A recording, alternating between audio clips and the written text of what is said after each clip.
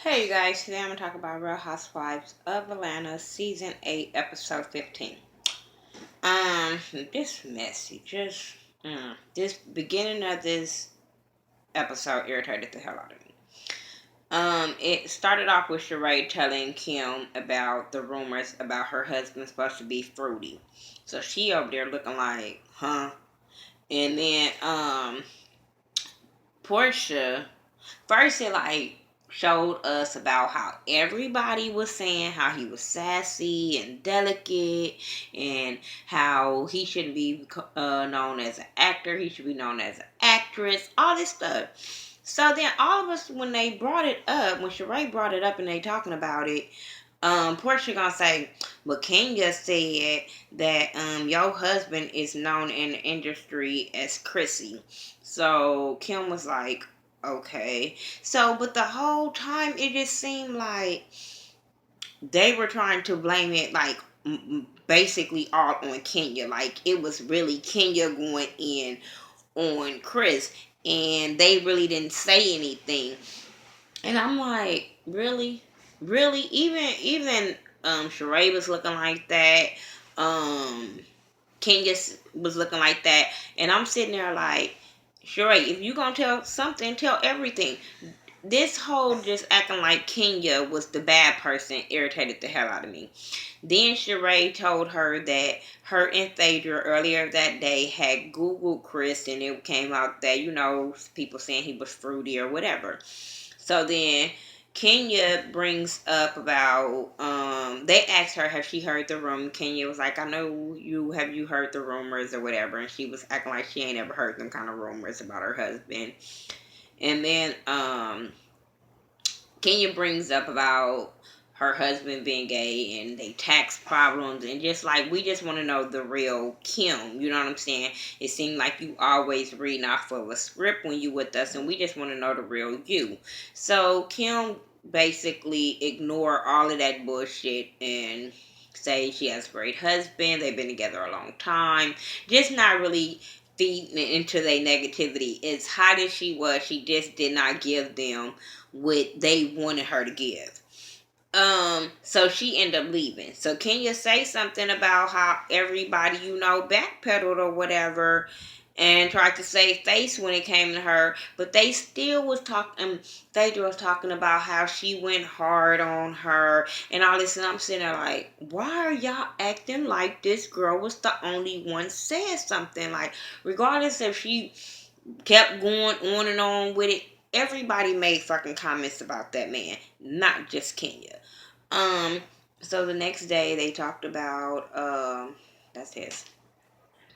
Oh, so the next day they talked about, they showed everybody like kind of getting ready to go to the falls or whatever. You had Oliver and Portia there like having breakfast. You had Kenya and Matt there talking about it or whatever. So then all of a sudden we see Nene and Kim meeting up for brunch. And she was basically trying to kind of throw Kenya under the bus about Kenya coming after her or whatever, trying to just make it seem like Kenya was coming after her. Then Phaedra walks up and they irritated the fuck out of me. They wants to tell her how to read and all this kind of stuff and show her how to read, take her to read school. Okay, fine. Y'all want to do that because they did that with Cynthia. They had to show Cynthia how to be shady. It was somebody else that they was teaching before how to be throw shade or whatever. Okay, fine. But for them to act like little ass kids and try to, one was Kenya and one was Kim, that shit was fucking petty. First of all, y'all act like y'all cool with her and all of this stuff, and the shit that they was saying and throwing shade and shit like that, I just was like, it's petty, it's unnecessary. Like, really? Like, if the lady wants to be grown and handle this as a grown up or whatever she say, let her handle that. Why do y'all want her to be petty? Why do y'all want her to argue with Kenya? This is stupid to me. It's really stupid, and I don't understand if she's supposed to be so grown, how she is letting these women pump her up to come at Kenya, like Kenya some kind of fucking punk. Then I'm like, they pumping you up to come at a girl that ain't gonna back down from you. Like, And it's gonna make you even look like a more punk up from Kenya, because you're not gonna argue with her when you go at her and she come real hard at you. Then you gonna not go hard on her again. It's just stupid that she let these women pump her up and she's supposed to be grown. Um, so they all doing all of that or whatever. So then you had Todd and Candy and the old lady gang. They all food tasting, and Umberto was getting on my nerves. She didn't like nothing. The only thing I think she liked was the ribs, and I was sitting there like, don't put her goddamn name on it. Give the credit to the other ladies. Then her ass to get on board. But whatever, she got on board. I didn't care. Kim and the kids, they all getting ready. She getting ready to go to the falls. Before she go to the falls, she calls her husband and let him know what happened after the rap party about all of the gay rumors. He reads the hell out the women about how he should repost mug shots and all this shit. I mean, so I'm sitting there like, can't wait to the reunion when this motherfucker read y'all while y'all was trying to give her read school Phaedra. He want to repost mugshots and repost about y'all husbands. Oops, he can't repost about Kenya. She ain't got one. I'm just saying. So, who pictures he gonna repost? All of y'all that was defending her. Um. So then she gonna say, "Why play dirty when I can play grown?" I said, "Bitch, if you grown, you don't play anything." Mm, I'm just saying, but like, okay, I get it that she doesn't want to read, she doesn't want to argue, but I'm like, wrong show. And I'm not telling her she has to argue with nobody. Just don't take shit off of nobody. But my thing is, don't talk shit when you get pumped up by somebody else. That bitch, if you ain't gonna say nothing, that's just not you. But we saw how that go. Everybody go to the falls. They're all enjoying themselves, having fun. Supposed to be going up to the top. They all shading Kenya because Kenya went to the top first, talking about, oh, this could have been a bonding experience and all this. Cynthia's really fucking getting on my nerves the way she keeps shading fucking Kenya, and I'm sitting there like, Kenya, please count your losses as this bitch being your friend, best friend, real friend, half a friend, fake friend. Just count your losses. Cause now Nene back, she don't really want to be a friend. She doesn't want to be a friend. She didn't want to be a friend when Nene was on the show. Then all of a sudden, when Nene was dogging her, she wanted to be a friend. Now all of a sudden, Nene is back. She don't need you anymore. So she's gonna throw all this shit that she was throwing towards Kenya. I was like, bitch, please shut up. Um, but I didn't see the problem of Kenya and Matt going to the top by themselves. Like, I didn't see shade in it. I didn't see nothing being malicious about that whole situation. They make problems where there is none. Um, what else happened? Oh, everybody end up going to like dinner or whatever afterwards. They separated though. You had the ladies on one side eating food, and then you had the guys on one side smoking weed and just taking shots and chilling and stuff like that, which was cool. So the guys, Kenya started talking about Matt. They was asking her questions about him. She was saying they're taking it one step at a time. I think Portia and Oliver is cool. They, happy where they at or whatever. So as they were talking, you had the guys talking, and they was talking about how they like they women and how Oliver and Portia and how Portia got a big ass and all this kind of stupid stuff. So then everybody having a really, really nice time. Then Nene all of a sudden wants to bring up the drama between Kim and Kenya, talking about, oh, I had brunch with Kim earlier and we talked about Kenya. And I'm like,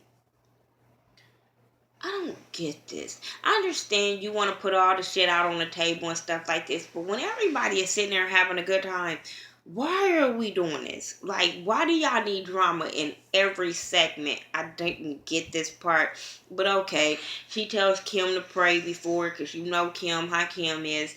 And then she asks, like, what's the problem?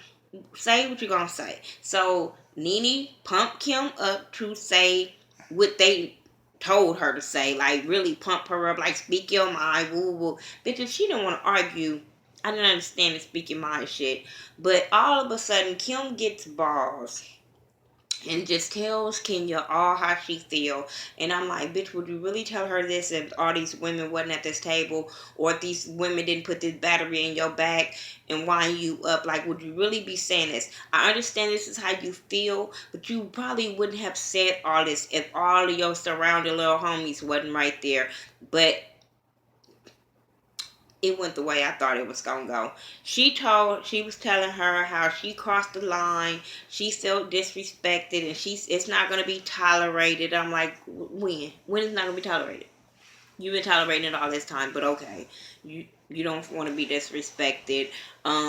It's okay if they don't have no communication or cordial communication or whatever. They don't have to really ever talk and just don't talk about my family. And I'm sitting there like, no, stop saying that to just Kenya. All of them was talking about you and your family, not just Kenya. I'm just saying. So I hope at the reunion it's not all on Kenya. It's on everybody. Kenya was like, okay, congratulations that you could speak for yourself, even though she still wasn't speaking for herself. So Cynthia tried to shut Kenya down. Kenya like, no, I let her say what she was gonna say. Now you gonna let me say what I'm gonna say. And then she was like, well, I don't think she was saying it in a shady tone. I'm like, bitch, let her say what she gonna say. Shut up. Like, why are you speaking up for Kim? And it's supposed to be your homegirl. Stay out of it. Let them have a grown up conversation.